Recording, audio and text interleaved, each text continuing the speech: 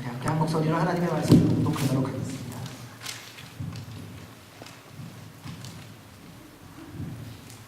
시작. 마침내 오순절이 이르렀을 때 그들이 모두 함께 한 곳에 모여 있었습니다. 그때 하늘로부터 갑자기 급하고 강한 바람 같은 소리가 있었고 그들이 앉아있던 온 집을 가득 채웠습니다. 그리고 마치 불 같은 혀들이 갈라지는 것이 그들에게 나타나 그들 각 사람 위에 임했습니다. 그러자 모두 성령으로 충만함을 받고 성령께서 그들에게 말하게 하심을 따라 그들이 다른 방언으로 말하기 시작했습니다. 아멘. 하나님의 말씀입니다. 우리 모두는 하나님의 사람입니다. 그래서 하나님의 말씀대로 하나님의 뜻대로 살아가기를 원하는 것이 모든 그리스도인의 간절한 소망입니다. 예수 그리스도의 사람의 가장 큰 소원이 있다면 그것은 예수 그리스도를 닮아가는 것입니다. 왜냐하면 그분이 우리의 전부이시기 때문입니다. 그런데 지금까지 우리가 신앙생활을 하면서 달려와 보면 예수님을 닮기를 원하는 마음은 간절한데 우리가 그렇게 생각처럼 닮아가지 못하고 있다는 것을 발견합니다. 우리는 어느 날 문득 내가 예수님을 그렇게 생각보다 많이 닮지 못했다는 것을 깨닫는 순간 스스로 좌절하고 낭망하고 이제 나는 더 이상 예수님을 닮는 것이 어려운가 보다. 하나님은 나에 대해서 예수 그리스도를 닮는 것에 대하여 멈추게 하셨나 보다라고 하는 엉뚱한 생각을 할 때가 있습니다. 그런데 그렇지 않다는 사실입니다. 하나님은 우리를 이 땅에 보내시며 우리 이 땅에 살게 하시며 우리에게 깊은 그리고 간절한 소원과 소망을 주셨는데 그것이 뭐냐면 예수님처럼 살기를 원하시고 예수님을 닮아가기를 원하신다는 사실입니다. 예수 그리스도의 제자들이 주님과 함께 있을 때 얼마나 주님의 말씀대로 순종하며 그분이 행하고자 하는 것에 대하여 열심히 따랐습니까? 하지만 열심히 자신의 힘과 노력으로 따라갔던 그들 어느 틈엔가 예수님의 십자가의 사건을 통하여 주님에 대한 또 다른 생각을 갖기 시작하고 세상으로 돌아갈 뻔한 순간이 있었습니다. 그러자 주님은 그들을 다시 부르시고 만나주시고 하나님 나라에 대해서 말씀하시며 어떻게 하나님의 공동체가 시작되어야 되는지에 대하여 말씀을 통하여 그들의 모습을 통하여 우리에게 알려주고 계시다는 사실입니다. 예수님의 말씀대로 사도들과 사람들이 예루살렘으로 돌아갔습니다. 그리고 마가의 다락방에 들어가 함께 모여서 약속하신 명령하신 대로 하나님의 선물인 성령님을 기다리며 기도에 전념하고 있었습니다. 그 기도에 전념하는 과정으로 그냥 기도만 하고 있었던 것이 아니라 그 과정 속에 일어났던 일들을 지난주에 저희들이 함께 봤습니다. 예수님을 배반하고 판 가룟 유다 그리고 자살하고 사라져버린 그 가룟 유다의 역할을 기도하는 과정 속에서 하나님의 말씀을 기준으로 해서 다시 함께할 동역자를 기도함으로 세웠습니다. 하나님은 하나님의 교회가 탄생되기 위해서는 어떻게 준비해야 하는지에 대해서 하나씩 알려주시고 그 일을 실질적으로 행하게 하셨습니다. 그런데 이 모든 것이 하나님의 뜻대로 진행되어 줄 수 있었던 비결은 다른 어떤 것도 아니라 사도들과 사람들이 예수님의 말씀에 순종했기 때문입니다. 따라서 사랑하는 여러분, 하나님의 교회에 대한 여러분의 생각들이 있으실 겁니다. 교회는 이런 것이다. 교회가 이렇게 됐으면 좋겠다. 교회는 이렇게 진행되고 이렇게 세워지고 이렇게 일을 했으면 좋겠다라고 하는 우리의 각자의 생각이 많습니다. 그런데 정말 우리 안에 하나님의 교회가 하나님의 교회로 온전히 세워지기를 원하는 소원이 있다면 가장 먼저 우리가 첫 발자국을 내디뎌야 되는 게 있습니다. 그것이 무엇인가? 사도들을 통하여 우리에게 보여준 모습인데요. 주님이 말씀하신 대로 순종하는 것으로부터 시작해야 합니다. 다른 어떤 것이 아니라 우리 구주 예수 그리스도께서 우리에게 명령하신 그 말씀대로 순종함으로 시작하는 것이 하나님의 교회의 출발점이라는 것입니다. 사람의 어떤 경험과 실력과 능력으로 출발하는 것이 교회가 아니라 우리를 위하여 십자가에 달려 죽으시고 부활하신 지금은 하나님 보좌에 우편에 앉아 계시며 언젠가 다시 오실 그 구주 예수 그리스도의 말씀에 순종함, 그것이 하나님의 교회의 시작입니다. 따라서 우리가 하나님의 교회가 하나님의 교회로 세워지기 위해서 배워야 되는 것이 있습니다. 주님의 말씀대로 순종하는 법을 배우셔야 됩니다. 왜냐하면 순종함을 통해서 주님을 믿는 것을 우리가 확인하고 증명할 수 있기 때문입니다. 그리하면 하나님께서 그 다음으로 이루어져 가주십니다. 하나님의 교회가 탄생되는 과정을 보면 먼저 예수님의 십자가와 부활을 경험한 사도들과 사람들이, 예수님을 인격적으로 만난, 개인적으로 만난 사람들이 모였습니다. 그것으로 하나님의 교회가 시작됐습니다. 그들을 모이게 하는 동기와 힘은 그들의 선택이나 결정이 아니라 예수 그리스도였습니다. 예수님 때문에 모였다는 겁니다. 사랑하는 여러분, 교회에 왜 오십니까? 여러분, 왜 이 시간에 오십니까? 예수 그리스도가 아니라면 여러분 잘못 오셨습니다.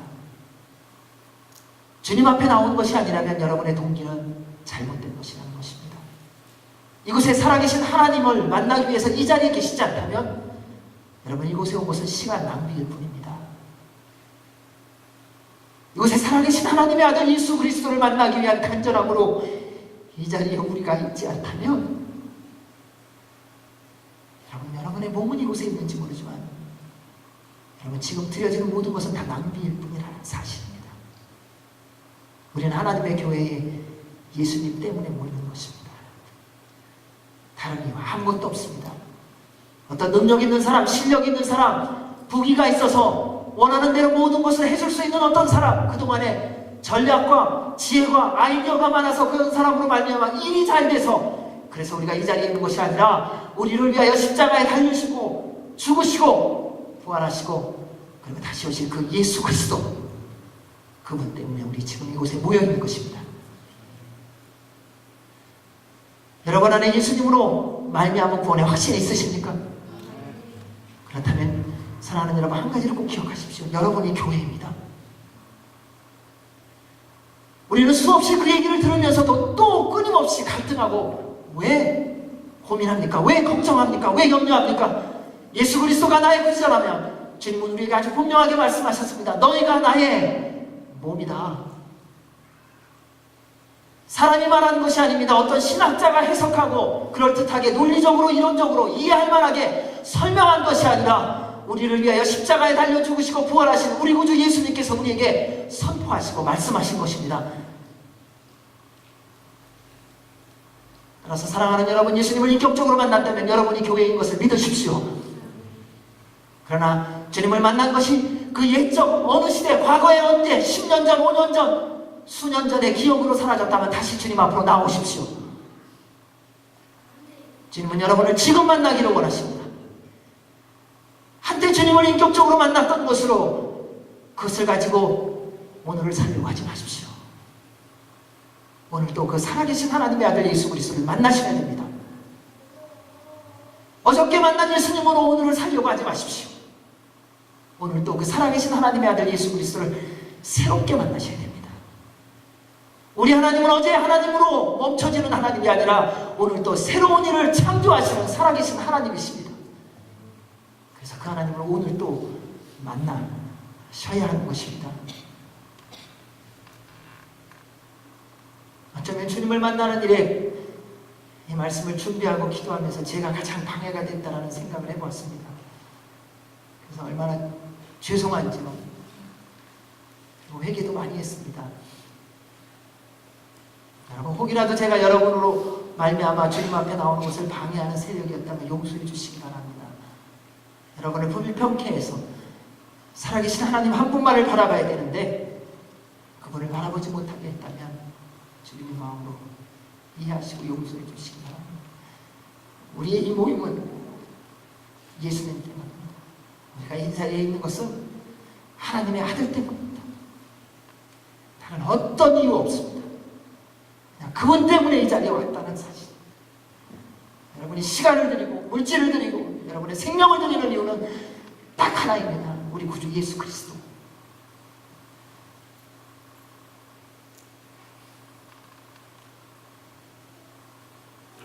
그리스도인으로 살아간다는 것은 그래서 때때로는 어렵고 고난과 시련이라고 하는 풍랑을 겪어야 합니다. 하지만 우리가 그리스도인으로 살아가는 것을 힘들다라고 말하는 경우가 너무 많은데 왜 힘든가 한번 생각해 볼 필요가 있죠. 왜냐하면 우리가 스스로의 힘과 능력으로 살아보려고 하기 때문입니다. 여러분, 길이 보이지 않으면 내가 길을 만들 수 없다는 사실을 인정하셔야 됩니다.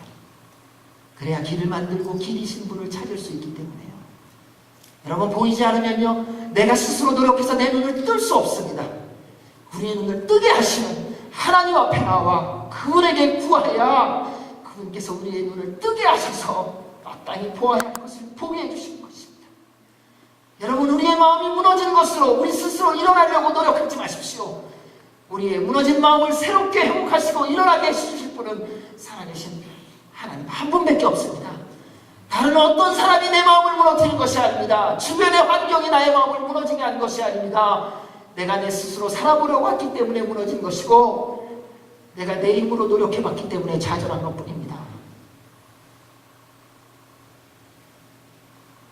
사랑하는 여러분, 주님께 다시 돌아오시기 바랍니다. 그래서 주님이 주인이심을 고백하시기 바랍니다. 하나님의 교회를 시작하는 사람은 그래서 십자가와 부활을 경험한 예수 그리스도를 인격적으로 만난 사람들의 모임이라는 것이죠. 오직 예수 그리스도만이 기준이 되어서 주님을 중심으로 나아가는 겁니다. 그래서 하나님께서는 하나님의 교회가 시작됨에 있어서 반드시 필요한 분에 대하여 약속해 주셨습니다. 그분이 바로 성령님이십니다. 성령님이 함께 하시지 않으면 우리는 언제든지 틈만 나면 세상으로 돌아갑니다. 그래서 우리는 말합니다. 왕년에 한 번 잘 섬겨봤다고, 예전에 나의 기도 한 번 열심히 해봤다고. 철야기도 안 해본 사람이 누가 있겠습니까? 왕년에 헌신 안 해본 사람이 누가 있겠습니까? 왕년에 성령 충만이라는 거 경험 안 해본 사람이 누가 있겠습니까? 이전에 한 번 열정적으로 헌신해보지 않은 사람이 누가 있겠습니까? 그런데 왜 지금은 그 헌신이 사라져버렸고 그 열정이 없어져 버리셨습니까? 왜 그전에는 그렇게 예수님 앞에 나오는 것이 기쁨이었고 즐거움이었는데 왜 지금은 그 감격과 그 감동이 사라지셨습니까? 왜냐하면 내 힘으로 주님 앞에 나왔기 때문에, 나의 논리와 나의 상식으로 주님 앞에 나왔기 때문입니다. 그래서 주님은 그러한 우리를 위하여 이 땅에 우리에게 성령님을 보내주시겠다고 약속하신 것입니다. 수많은 사람들이 주님의 일을 하다가 지치고 힘들었다고, 낙심했다고 말합니다. 누가 낙심시켰습니까? 누가 여러분을 주의 일을 하다가 지치게 만들었습니까? 하나님이십니까? 우리 주님께서 여러분이 주의 일을 섬기는데 이제는 됐다고 여러분을 지친 마음을 주셨습니까? 주님을 따라가다 왜 우리가 그분을 따라가는 것을 멈추셨습니까? 왜 주 앞에 무릎 꿇는 것이 그렇게 힘들고 어려운 일이겠습니까? 왜 세상의 책은 그렇게 쉽게 보면서 하나님의 말씀을 펴는 것은 그렇게 어렵고 고통스러운 것이 됐습니까? 왜 드라마를 보는 것은 그렇게 즐겁고 기쁜 일인데 주님 앞에 나와 예배드리는 것은 그렇게 지겹고 어려운 것이 됐습니까?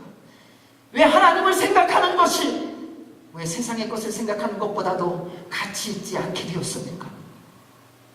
우리는 어느 틈인가 내 기준으로, 내 실력으로, 내 능력으로, 내 경험으로, 내 힘으로 해보려고 하지 않았습니까? 그 모든 것을 아시는 주님께서 그래서 성령님을 우리에게 보내주시기로 약속하신 것입니다.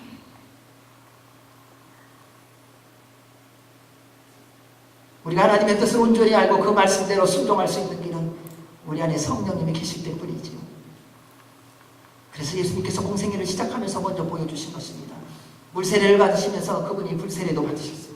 그래서 성령님의 임하심을 보며 비둘기같이 임하시는 그 모습을 함께하는 이들로 보게 하셨습니다. 우리가 이 땅에서 어떻게 지치지 않고 하나님의 사랑으로 하나님의 영광을 드러내며 주님의 뜻을 온전히 이루어가며 주님이 다시 오시는 그날까지, 주께서 우리를 부르시는 그날까지 지치지 않고 달려갈 수 있는가? 성령님 충만해야 합니다.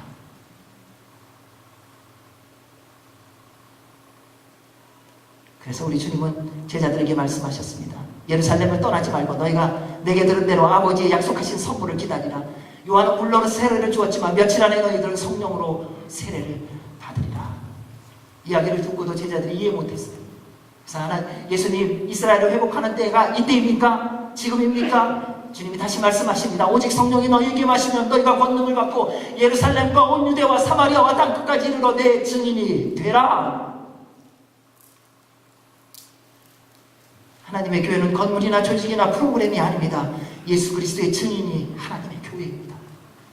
아무리 많은 사람이 모이고 서로 즐겁고 기쁘고 하루 종일 함께 있어도 지치지 않아도 하나님이 없다면 그것은 사교 모임일 뿐이에요.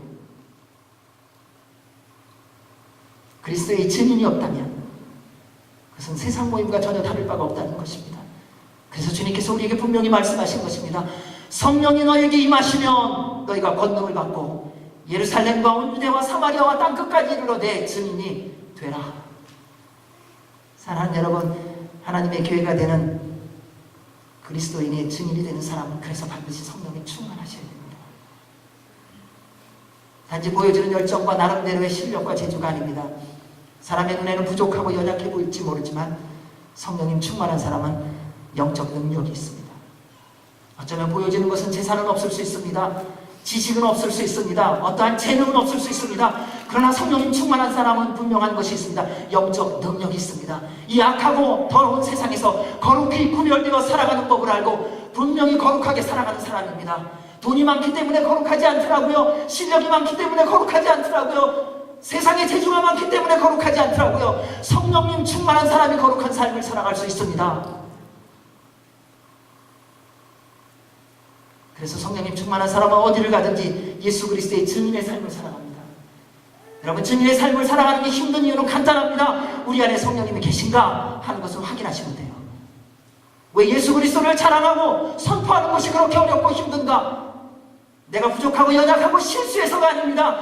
내 안에 주님의 영이 계시다면, 살아계신 하나님이 내 안에 계시다면 우리는 주님을 증거함이 가장 큰 기쁨이 될 줄로 믿습니다. 그래서 우리 주님은 성령님 임하실 때까지, 받을 때까지 기다리라고 말씀합니다.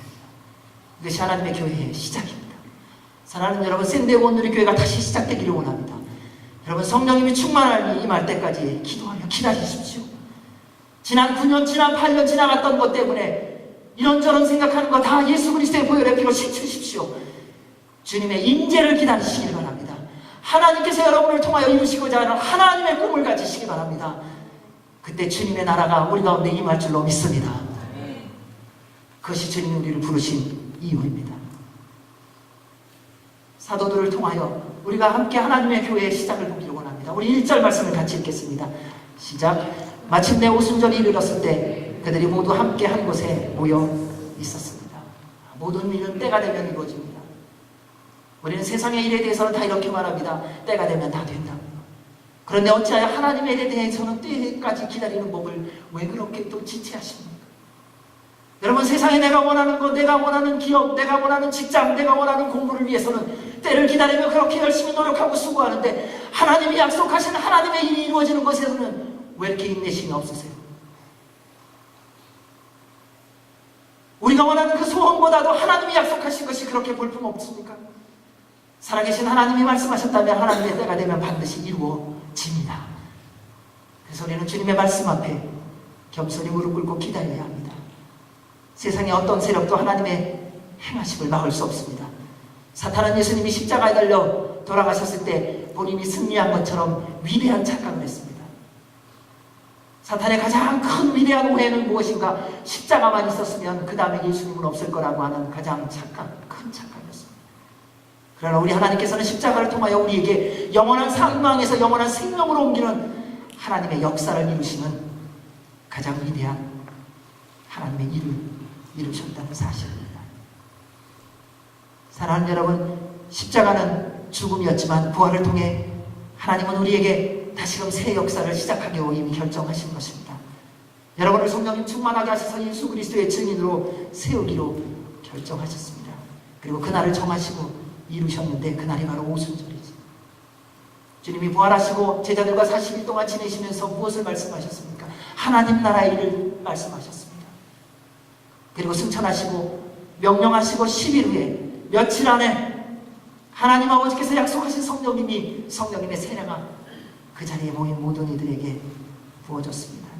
그런데 그 오순절은 77절 또 맥주절이라고도 하며 사방에 있는 유대인들이, 경건한 유대인들이 예루살렘 성으로 모여들었던, 그래서 많은 사람들이 모여들었던 시간입니다. 그때 주님의 약속의 말씀을 믿고 마가의 다락방에서 한 마음으로 기도에 전념한 이들에게 성령님이 부어졌습니다. 말씀은 말합니다. 그들이 모두 함께 한 곳에 모여 있습니다. 하나님의 말씀을 믿고 기도하며 약속하신 성령님을 간절히 기다리는 사람에게 성령님이 임재해 주셨습니다. 사랑하는 여러분, 예수님은 말씀하신 대로 믿고 기다리는 자에게 약속대로 이루어 주십니다.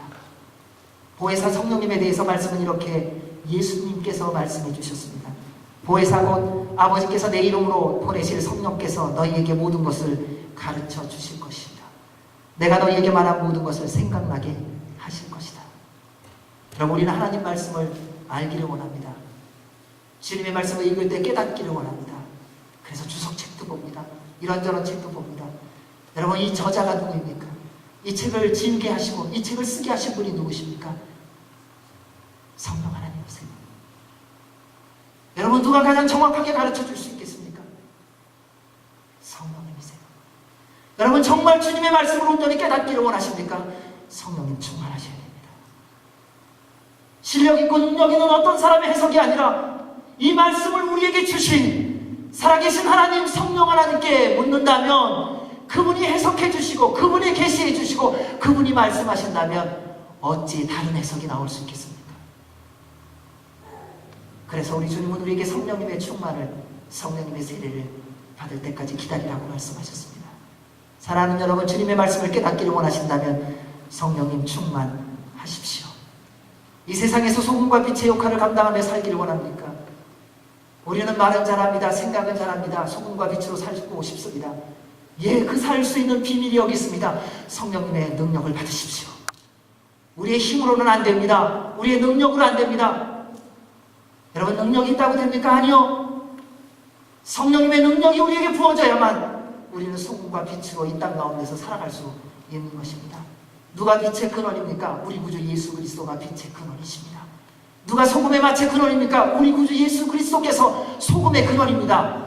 그분이 우리 안에 계셔야만 우리는 소금이고 우리는 빛일 수 있습니다. 따라서 날마다 성령님 충만하십시오. 우리 2절 말씀을 읽겠습니다.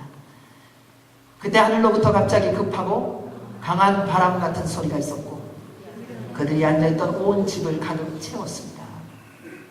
하나님의 때가 되면 즉시로 이루어집니다. 하나님께서 말씀하셨다면 사랑하는 여러분, 믿음으로 인내하며 기다리십시오. 주님의 때가 되면 즉시로 이루어집니다. 말씀을 보십시오. 하나님의 때가 되다 성령님이 임하셨습니다. 근데 성령님이 어디로부터 오셨다고 말합니까? 하늘로부터. 성령님은 하늘로부터 옵니다. 성령님은 하나님으로부터 옵니다. 성령님은 어떤 좋은 장소에서 어떤 능력 있는 사람이 아니라 성령님은 하나님으로부터 온다는 사실을 꼭 기억하십시오. 세상에 능력 있고 실력 있는 어떤 사람이 주는 것이 아닙니다. 때때로 하나님께서 하나님의 사람을 사용하시지만 그러나 그 성령님을 부으시고 그 성령님을 보내주시는 분은 하나님이십니다. 오해하지 마십시오. 하나님의 사람을 사용하지 않는다는 것이 아닙니다. 하나님은 하나님께서 택하시고 하나님의 성령의 기름을 부은 사람을 분명히 사용하십니다. 그러나 그 기름 부은 그 사람이 성령님을 주시는 게 아니라 살아계신 하나님께서 그를 통하여 성령님을 부으시는 것입니다. 오늘날 이 일 때문에 우리가 얼마나 많이 혼동스러운 신앙생활을 하는지요. 능력 있는 사람, 실력 있는 사람, 예언적인 은사를 가진 사람, 우리는 세상성이 눈에 보이는 것을 따라갈 때가 많습니다. 아니요, 그 모든 것이 하늘로부터 오지 않았다면 다 가짜입니다. 성령님은 하늘로부터 오셨습니다. 그래서 하나님이 주시는 것입니다. 말씀을 보면 성령님의 임재를 들려지는 것과 보여지는 것으로 표현합니다. 먼저 성령님의 들려지는 표적입니다. 갑자기 급하고 강한 바람 소리가 있었고 성령님을 상징하는 표현들이 성경에 많습니다. 비둘기, 바람, 불, 생수, 기름, 여러 가지 대표적인 것 가운데 바람이라는 것입니다. 바람의 특징은요, 소리는 들리는데 모습이 없습니다. 느끼는데 잡을 수가 없습니다. 어디서 불어올지 모릅니다. 순식간에 왔다가 순식간에 사라집니다. 여러분 한번 밖에 나가보십시오. 바닷가에 가보고 산에 가보십시오. 바람이 불어오는데 어디서 오는지 몰라요. 그럼 우리는 말합니다. 야, 저기 바람 온다. 낙엽에 때문에, 소리 때문에 바람이 오는걸 합니다. 근데 어디서 오는지 몰라요. 여러분, 바람을 무엇으로 봅니까? 볼 수가 없습니다. 바람을 잡아보십시오. 바람이 잡히는가? 잡혀지지 않습니다. 순식간에 오는데 그 바람이 한 줄기만 오는 것이 아닙니다. 바람이 불면 그 지역에 바람이 가득 차게 되어 있습니다. 그리고 순식간에 어디론가 사라집니다. 예수님께서 니고데모와의 대화 가운데 이렇게 말씀하셨습니다. 바람은 불고 싶은 대로 분다. 너는 그 소리를 듣지만 어디서 오는지 어디로 가는지 알지 못한다. 성령으로 태어난 사람도 모두 이와 같다. 성령님의 임재의 주권은 하나님께 있습니다. 성령님의 임재에 대해서 인간적인 추측이나 상상을 하지 마십시오. 말씀하신 대로 믿음으로 함께 모여 주님 앞에 기도하며 기다리고 있으면 주님은 약속하신 성령님으로 임하여 주십니다. 그리고 성령님의 임재하심은 말씀처럼 온 집안을 가득 채워주십니다. 그로 인해 그 가운데 있는 모든 이들이 성령님의 임재하심에 잠기게 되어 있습니다. 이 믿음의 역사들을 보며 그러한 일들이 많습니다. 수많은 사람들이 모여서가 아닙니다. 성령님의 역사가 임하기 시작하면 그때부터 하나님의 놀라운 역사가 일어납니다. 18세기 영국, 미국의 영적 대각성운동을 보면 늘 소수의 사람들이 성령님의 임재를 기다리며 주님 앞에 믿음으로 기도하며 있을 때 그때 역사가 시작됐습니다. 우리 평양 대국운동도 마찬가지입니다. 주님 앞에 예배하는 자가 살아계신 하나님만을 기대하며 기다리고 있을 때 성령님의 불이 임했습니다. 사랑하는 여러분, 바로 지금 이 시간이 우리가 성령님의 임재를 기다리는 시간입니다. 예수님을 구세주로 믿는 이들이 함께 모여서 살아계신 하나님만을 찬양하며 경배하며 경외하는 이 시간이 성령의 임재를 기다리는 시간입니다. 이 시간 주님의 불을 받아야 합니다. 이 시간 하나님의 임재를 경험해야 됩니다. 이 시간 우리 가운데 바람같이 임하시는, 이곳에 가득 임하시는 성령님의 임재를 우리가 예배를 통하여 경험해야 됩니다.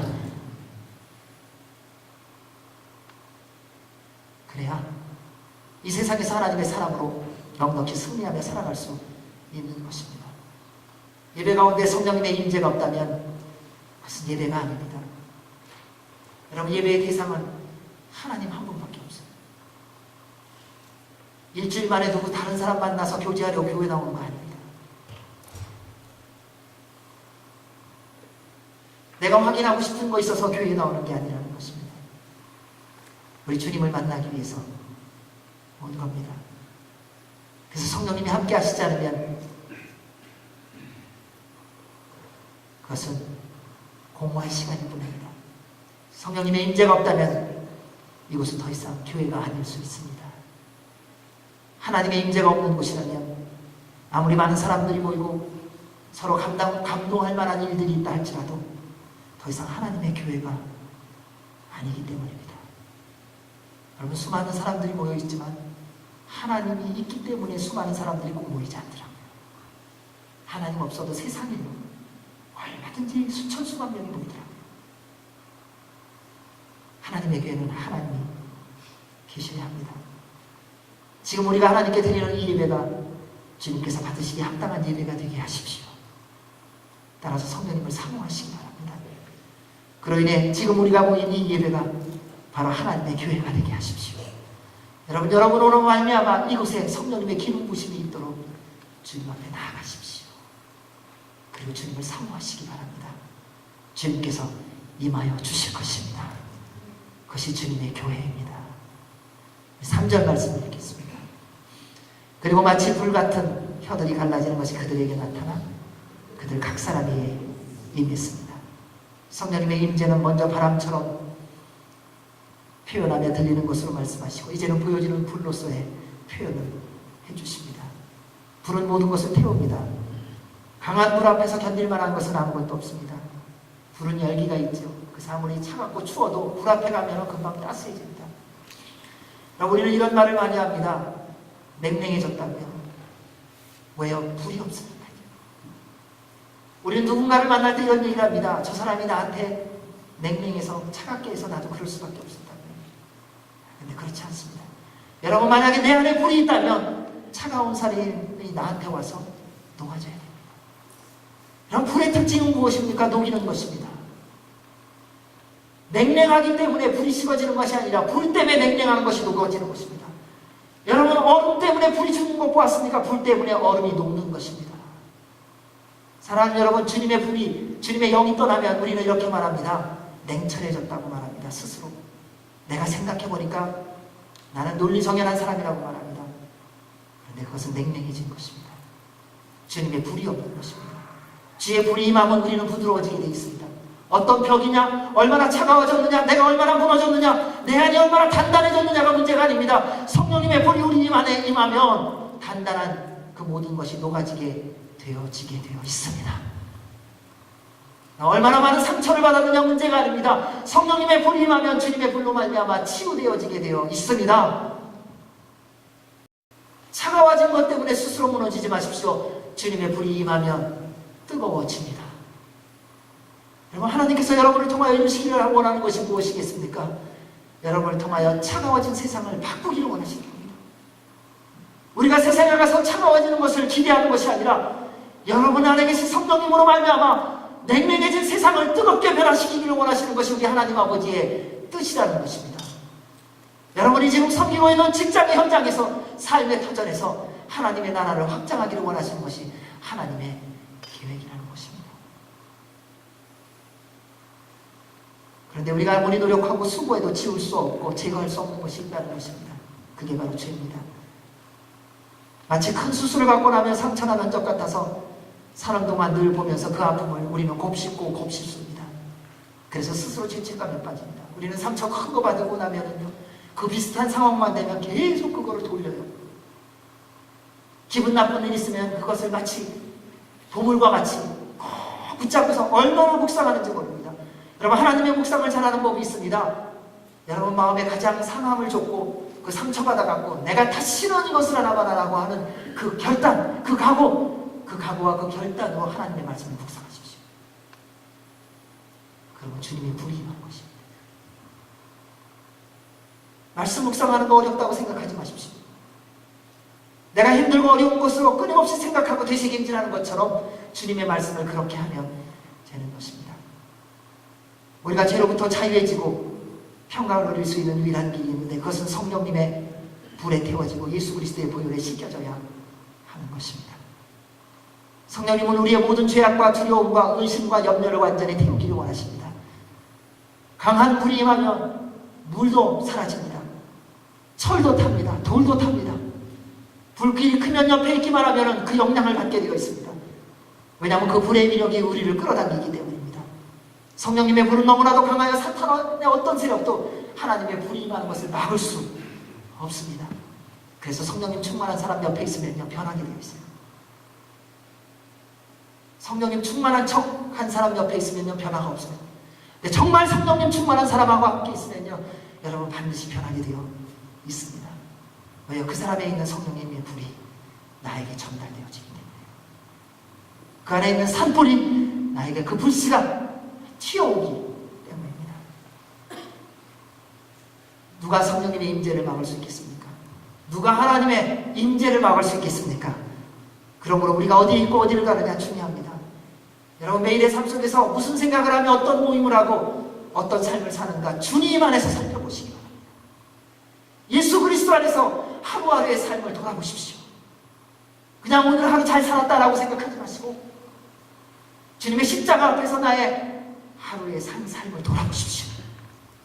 그리고 주께서 받기에 합당한 거룩한 산재물의 삶을 살았는가 주님 앞에 내어놓는 삶을 사십시오.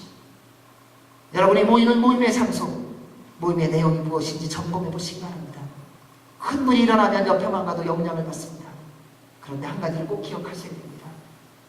그 불이 세상의 불인가 하나님의 불인가? 세상의 불도 생각보다 셉니다.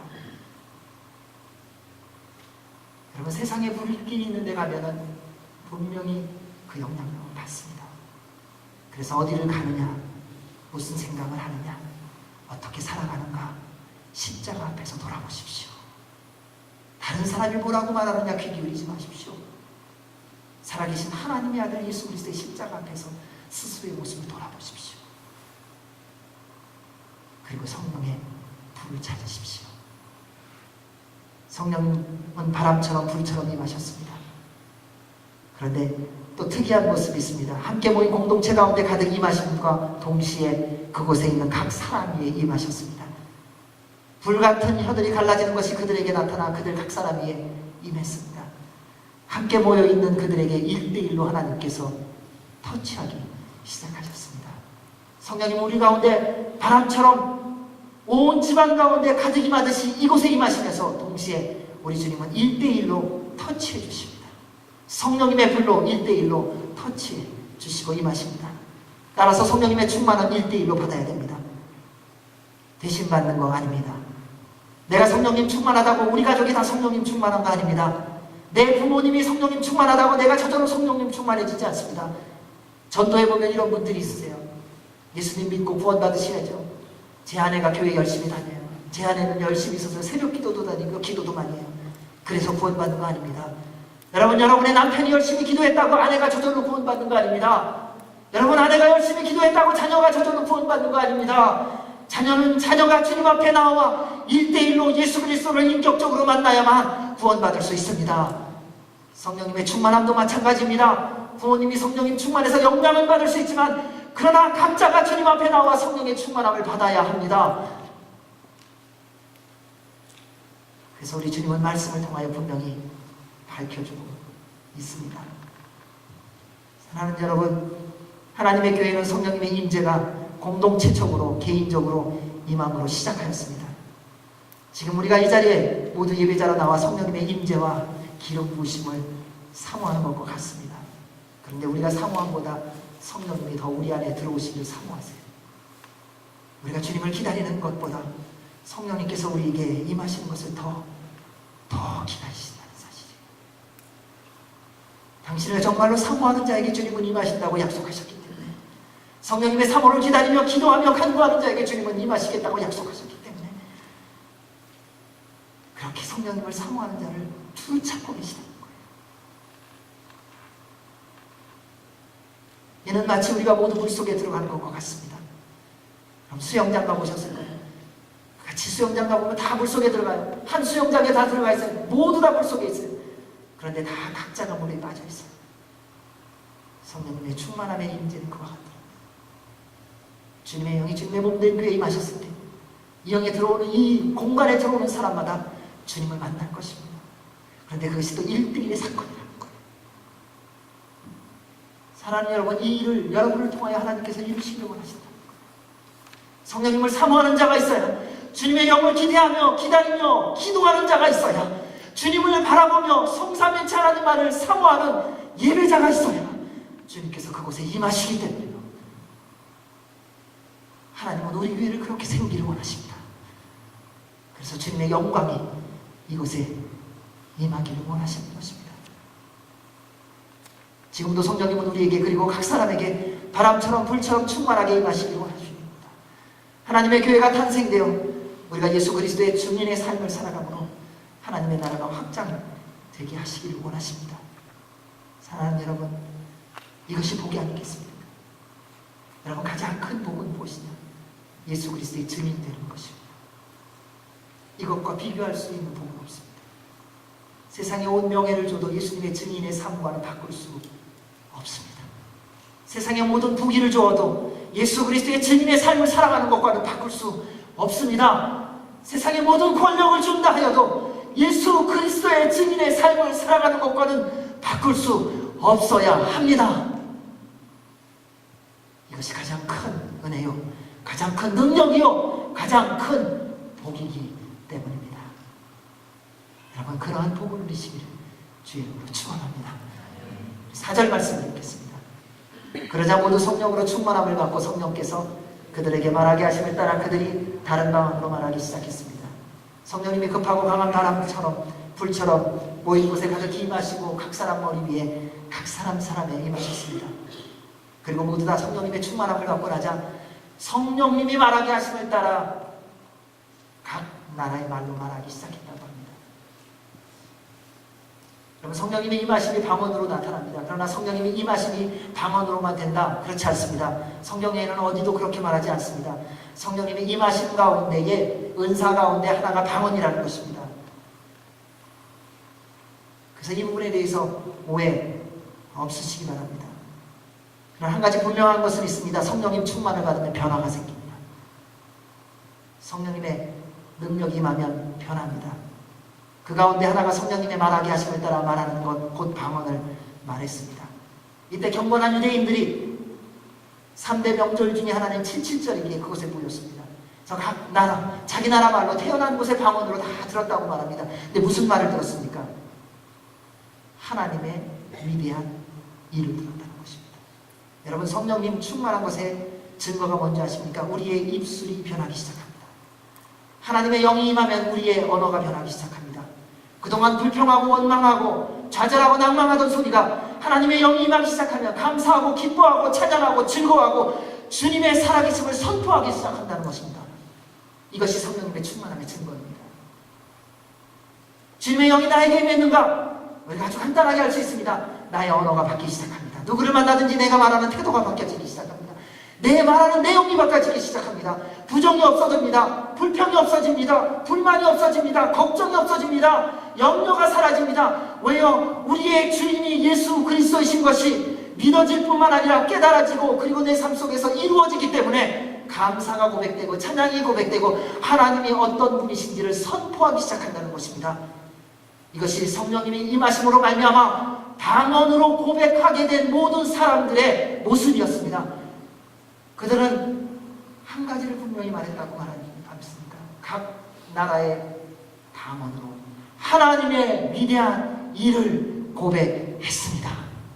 사랑하는 여러분, 여러분의 남은 삶 가운데 성령님의 충만함으로 하나님만을 높이시는 남은 평생이 되시기를 주의 이름으로 축원합니다. 여러분의 입술의 고백이 오직 예수 그리스도만을 자랑하는 입술이 되시기를 주의 이름으로 축원합니다. 여러분의 입술에서 감사가 떠나지 않기를 원합니다. 여러분의 삶 가운데 성령님의 동행하심과 역사하심으로 말미암아 날마다 하나님의 모든 하늘과 땅의 복이 이루어지는 날마다의 삶이 되기를 주의 이름으로 축원합니다. 그때 주님께서 영광을 받으실 것입니다. 사랑하는 여러분, 성령님 충만은 세상이 변하는 것이 아니라 내가 변하는 거예요.